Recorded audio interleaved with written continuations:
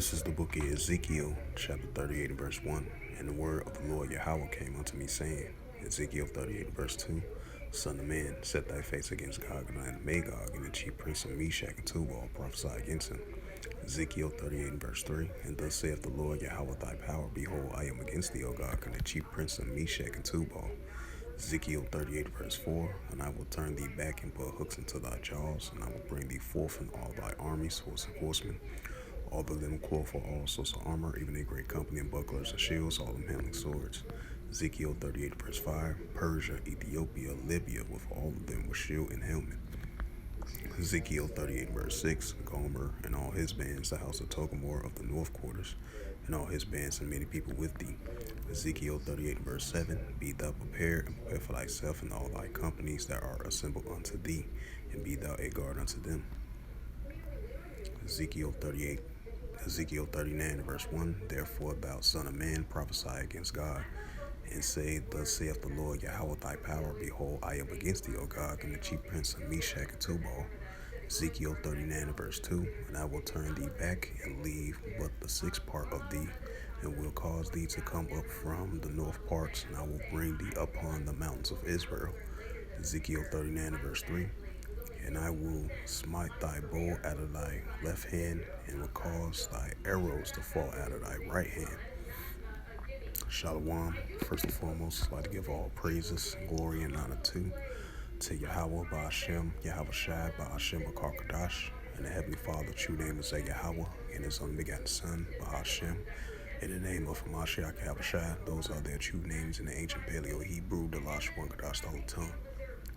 And I say shalom to the elders while I give Akwath. And I say shalom once again. And this is a sit-down lesson from the Jerusalem Post. I mean, not the Jerusalem Post. I meant to say RT.com, Salakia.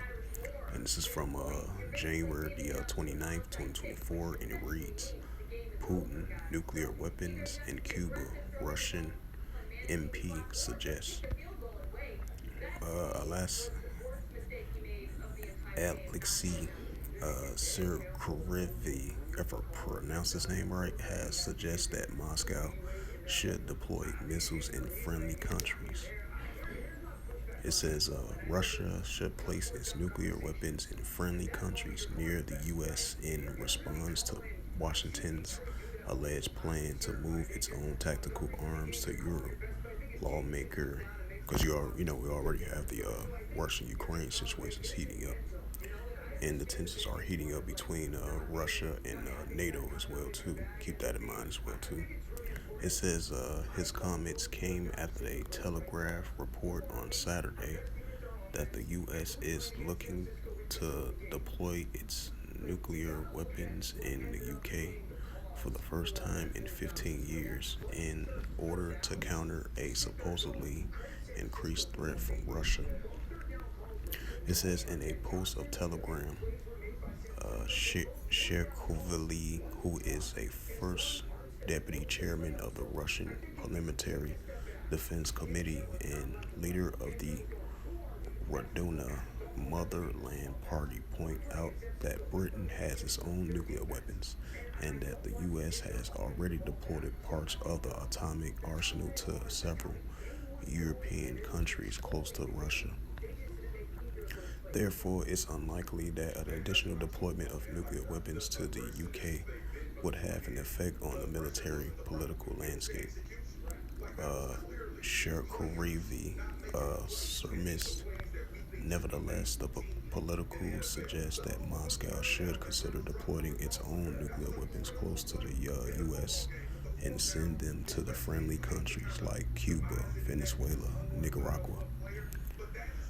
It says Sherkurivi admitted, however, that weapons systems have made a big leap in the years of the Cuban Missile Crisis in 1942. The Russian hypersonic missiles launched from our territory would reach U.S. faster than subsonic ones launched from the American underbelly, the MP wrote.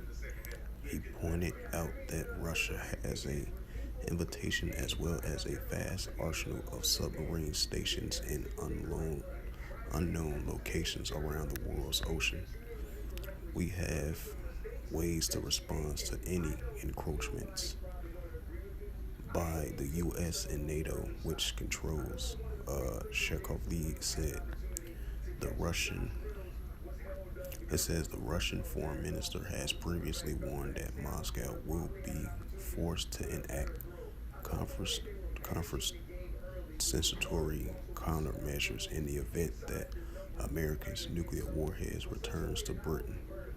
And it says Russia has always repeatedly accused the West of fueling tensions in Europe, has cited the NATO's continuing eastward expansion as one of the root causes of the Ukraine's conflict.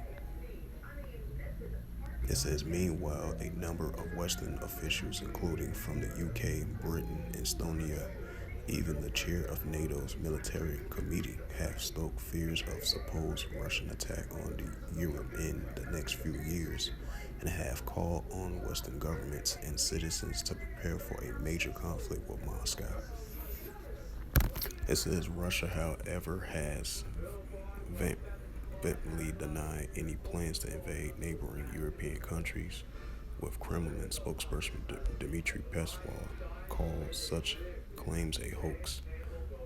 Russian President Vladimir Putin has also stressed that Moscow has no interest in geopolitically, economically, or military enraging war against NATO and would instead prefer to improve its ties with the U.S. led bloc, which is highly unlikely. Let's see. It's the book of Matthews. Salaki.